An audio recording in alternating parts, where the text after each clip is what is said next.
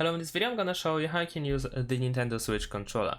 So this is the base of the controller. We need to connect two pads that the Nintendo Switch has. In order to do so, we can flip the console for a second, and then over here on both sides we will find these two buttons over here. We need to press and hold them while taking out the pad. So let me show you what to do. So I'm gonna press and hold the button over here, and then I can take out the pad. Like so. And the same goes with the left pad. You need to press the button and then you can take the pad out really easy. Now of course you don't even have to use the controller base, since you can do everything even without it, as you can see over here. But since we're trying to connect to the controller, let me show you what to do. Now in order to connect these pads to the controller, we need to slide them in. Over here we have the entry.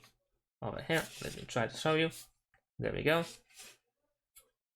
We need to slide them in like so.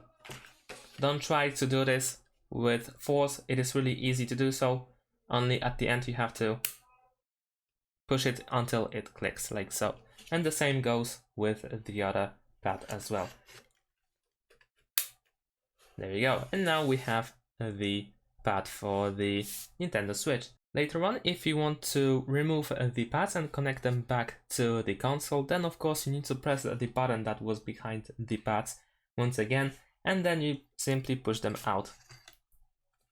There is no force that you really need to put into in order to do so. It is really easy. Now let's go back to the console.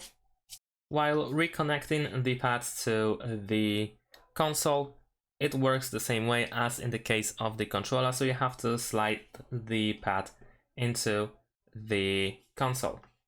So over here we have these entries for the pads, and then we have to simply slide them in both sides.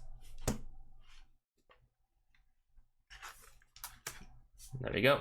And that's it. Thanks for watching. Leave a like and subscribe to my channel, and see you in my next videos. Bye.